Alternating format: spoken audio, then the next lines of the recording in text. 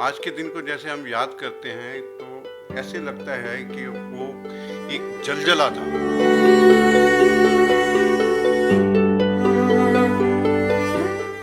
आप तो सिर्फ बातें कर सकते हैं, जिनके साथ हमारे लोगों के साथ ये काम हुआ है हम ही इसका दर्द महसूस कर सकते हैं, और जिसको दर्द होता है वही इस दर्द को महसूस कर सकता है। आप अपना जो दर्द है वो हमारे दर्शकों के साथ साझा करेंगे?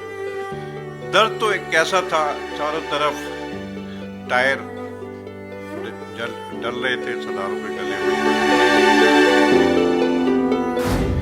और हमारी आटे दाल चावल की दुकान थी, सारा कुछ लूट गया था। हम 5 भाई 2 बहनें ऑन रोड पे आ गए थे।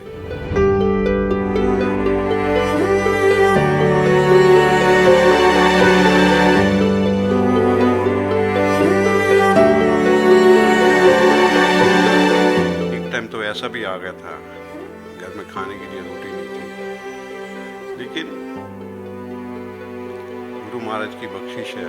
सिख कौम एक ऐसी कौम है जो अपनी मेहनत, अपनी लगन से फिर उस मुकाम पे पहुंचे। की बातें याद करते हैं तो आंखें नम हो जाती हैं, और दिल इतना टूट गया था कि आप पूछो नहीं। उस समय के जो नेता थे जिन्होंने दंगे करवाए, क्या कहें उनके बारे में। वो आज भी आज़ाद घूम रहे हैं।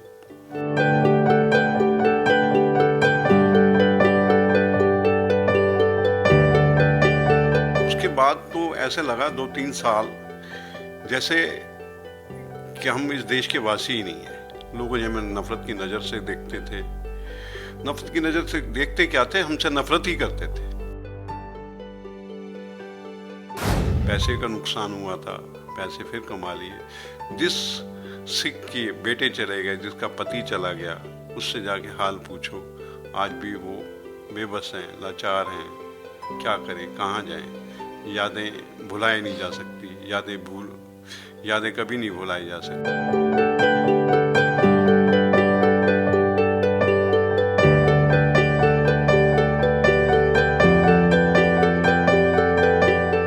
क्या करें, ये दिन जब भी आते हैं ऐसा लगता है कि हम शब्दों में बयान नहीं किया जा सकता।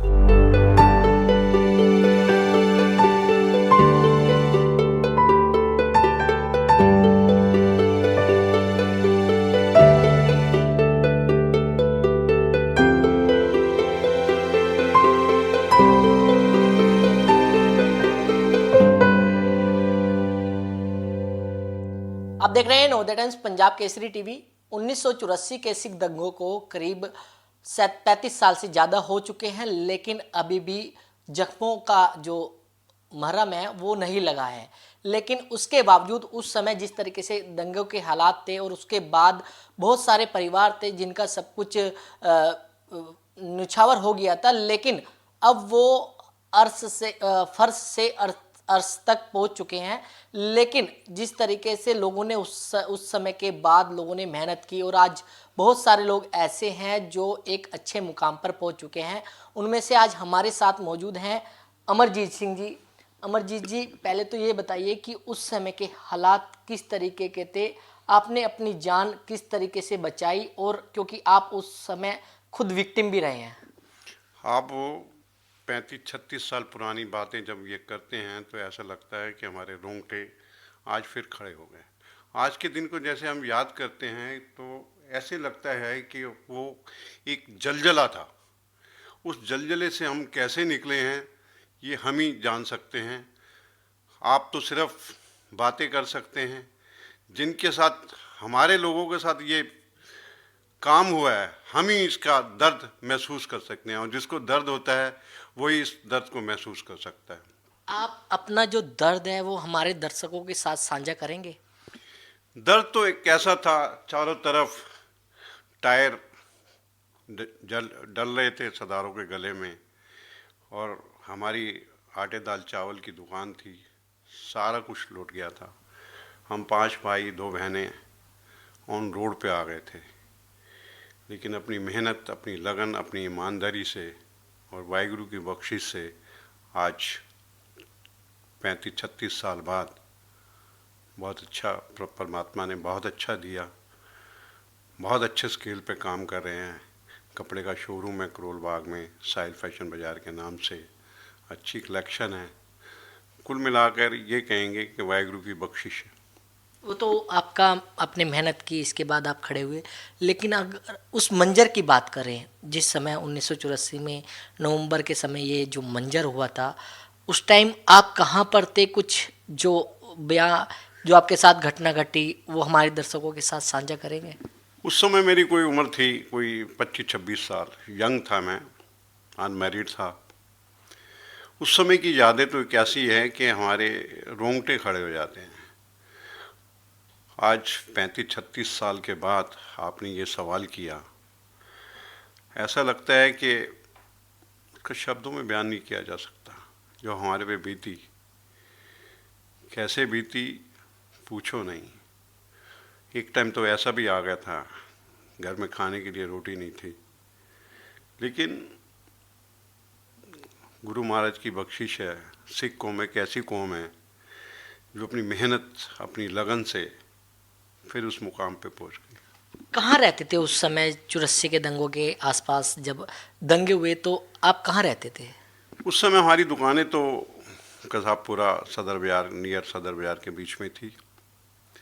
दुकानें लूटने के बाद मन उस जगह से इतना टूटा, हमने वो दुकानें भी बेच दी। हमारे गोदाम पे कब्जा कर लिया था दंगाइयों ने, वो गोदाम भी हमें नहीं मिला। उसके बाद मन उस इलाके से इतना टूट गया, हमने वो दुकानें औने पौने भाव में बेच दी। फिर जाके हमने अपना कपड़े का काम चालू किया। आज वाहिगुरु की मेहर है, कपड़े का काम कर रहे हैं। 36-37 साल हो गए, सब भाइयों का कपड़े का काम है और सब भाई आज वेल सेटल हैं। किस तरीके का सफल रहा, कितना चुनौतीपूर्ण रहा? क्योंकि सब कुछ कहें तो बर्बाद हो चुका होगा। बहुत मेहनत की, इतनी मेहनत की कि उसको शब्दों में बयान नहीं किया जा सकता। और बच्चों को पढ़ाया। आज एक बड़ा बेटा डॉक्टर है, डेंटिस्ट है, छोटा बेटा मेरा सिंगर है। और आप जब ये 37 साल की बातें याद करते हैं तो आंखें नम हो जाती हैं और दिल इतना टूट गया था कि आप पूछो नहीं। उस समय के जो नेता थे जिन्होंने दंगे करवाए, हम क्या कहें उनके बारे में। वो आज भी आज़ाद घूम रहे हैं। क्या सरकारें हैं हमारी, आज भी वो आज़ाद घूम रहे हैं और हम लाचार थे, बेबस थे। लेकिन फिर भी कहते हैं वाहिगुरु तेरा शुक्र है, तेरा हर वक्त शुक्र है। सुबह शाम उसका शुक्राना ही अदा करते।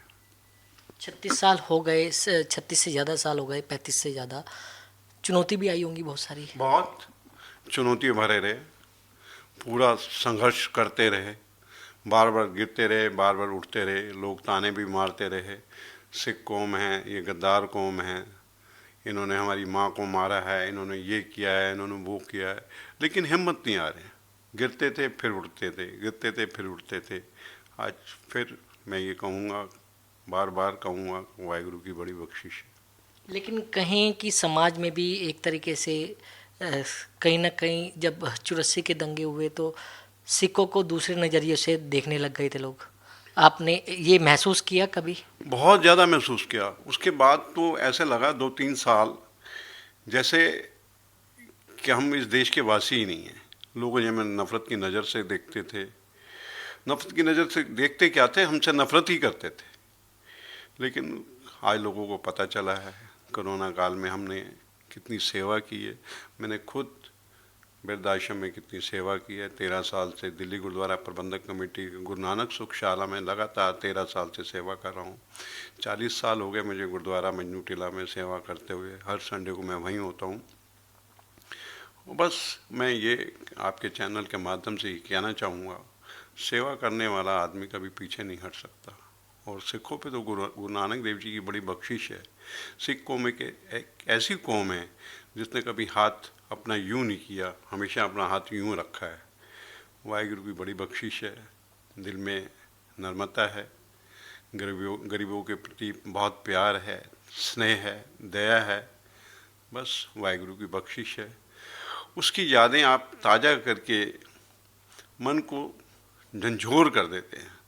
आज भी वो उस मंजर को याद करते हैं तो हाथ के बाल खड़े हो जाते हैं, आंखें नम हो जाती हैं, दिल बड़ा पसीज जाता है कि हम भी इस देश के वासी थे, हमारे साथ ऐसा क्यों हुआ। इंदिरा को हमने नहीं मारा था, इंदिरा को हमने नहीं मारा यार, इंदिरा को हमने नहीं मारा था, इंदिरा को मैंने नहीं मारा था, मेरे साथ ऐसा अन्याय क्यों हुआ। और आज के टाइम में जिनके नाम पहले उछले जाते थे, कांग्रेस गवर्नमेंट ने फिर उस नेता को अपने मंत्रिमंडल में फिर शामिल कर रहे हैं। ये एक सिखों के लिए बहुत बड़ा धब्बा है और ऐसा लगता है कि सिख कौम पे एक बहुत बड़ा तमाचा है। अच्छा, उस समय के जो मतलब कि कुछ लोग अभी जेल में हैं, दंगों के जो जिन पर आरोप लगे, आरोप के बाद साबित भी हुए, कुछ लोग जेल में हैं। क्या लगता है कि जख्मों का जो मरहम लगा है? बिल्कुल लगा, बिल्कुल जख्मों पे मरहम लगा, लेकिन क्या हुआ, जिनके जाने थे चले गए, जिनका नुकसान होना था हो गया। चलो हमारा तो नुकसान हुआ था, जानी नुकसान कोई नहीं हुआ था, पैसे का नुकसान हुआ था, पैसे फिर कमा लिए। जिस सिख के बेटे चले गए, जिसका पति चला गया, उससे जाके हाल पूछो, आज भी वो बेबस हैं, लाचार हैं, क्या करें, कहाँ जाएं। यादें भुलाई नहीं जा सकती, यादें कभी नहीं भुलाई जा सकती, यादें तो यादें ही बन के रह जाती हैं। किनके परिवारों के परिवार ख़त्म हो गए, उनके गले में टायर डाल के जला दिया गया, ये कहाँ का अन्याय है। हम अपने ही देश में फिर हम गुलामों जैसी ज़िंदगी हो गई थी। लेकिन आज फिर वाहिगुरु की हिम्मत है, कोरोना काल में कितनी सेवा की, सिलेंडर की कितनी सेवा की, राशन की कितनी सेवा की, लंगर की कितनी सेवा की। सिख कौम का इतिहास आज भी सबको मालूम है, किसी को कुछ कहने की ज़रूरत नहीं है। जब ये मंजर परिवार के साथ साझा करते होंगे तो किस तरीके का माहौल देखने को मिलता है? डर लगता है, दिल बिल्कुल ऐसा हो जाता है कि बस पूछो नहीं, यादें फिर हरी हो जाती हैं। पर क्या करें, ये दिन जब भी आते हैं ऐसा लगता है कि हम शब्दों में बयान नहीं किया जा सकता। तो बिल्कुल उस समय का जो मंजर था वो शब्दों में बयान नहीं किया जा सकता, ये कहना है 1984 के विक्टिम अमरजीत सिंह जी का।